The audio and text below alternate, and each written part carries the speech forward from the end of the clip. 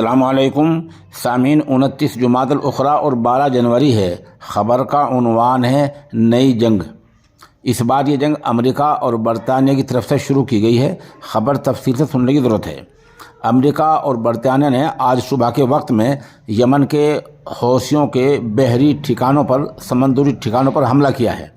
خود امریکی صدر جو بائیڈن نے اس کا اعتراف کیا ہے اور ایک بیان بھی جاری کیا ہے کہ میرے آدیش پر، میرے حکم پر برطانیہ اور بحرین وغیرہ کی تعاون اور ان کی مدد سے حوثی باغیوں کے ٹھکانوں پر حملے کیے گئے ہیں اور ان کے ٹھکانوں کو کافی نقصان پہنچا ہے۔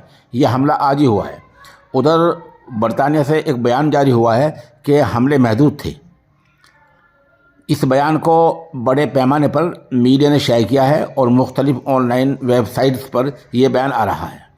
تاہم حوثیوں نے جو اس کا جواب دیا ہے اس کا تذکرہ کم ہی آ رہا ہے، جبکہ خبر دینے والی ایجنسیوں نے اس کو بھی نقل کیا ہے اور کہا ہے کہ یمن کے حوثیوں نے امریکہ کے ایک بڑے جہاز کو مار گرایا ہے جو حملہ کرنے آیا تھا، اور یہ بھی کہا کہ عراق وغیرہ میں جو امریکی دوت اور سفارت خانے ایمبیسی ہیں ان پر بھی یمن کے حوثیوں نے وہیں سے حملہ کیا ہے، اور حملہ ویسے نہیں، حملہ زبردست کیا ہے۔ ساتھ ہی حوثیوں نے کہا ہے کہ ہم رکنے والے نہیں ہیں، جو بھی اسرائیل کا جہاز، اسرائیل کا مال لے کر جہاز ہماری حدوں سے گزرے گا اس پر حملہ ہر حالت میں کیا جائے گا اور اس کو ہر ممکن طریقے سے روکنے کی کوشش کی جائے گی۔ اس طرح کا بیان حوثیوں کا ابھی چند منٹ پہلے یا شاید گھنٹہ 2 گھنٹے ہو گئے ہوں، ایسا بیان آ گیا ہے۔ امریکی صدر جو بائیڈن کے بیان میں یہ بھی کہا گیا ہے کہ اگر ضرورت پڑی اور یمن کے حوثی بعد نہیں آئے تو حملہ دوبارہ بھی ہو سکتا ہے۔ اس بیچ اور کیا کہا ہوا، خبر اور تھوڑی تفصیل سنیے۔ امریکہ نے یمن پر اس لیے حملہ کیا کیونکہ 57 مسلمان ملکوں میں اکیلا یمن ہی غزہ کے مظلوم مسلمانوں کی مدد کے لیے اسرائیلی جہازوں پر حملے کر رہا ہے۔ یمن کے اسرائیلی جہازوں پر حملے کی وجہ سے اسرائیل کی تمام بندرگاہیں بند ہو چکی ہیں۔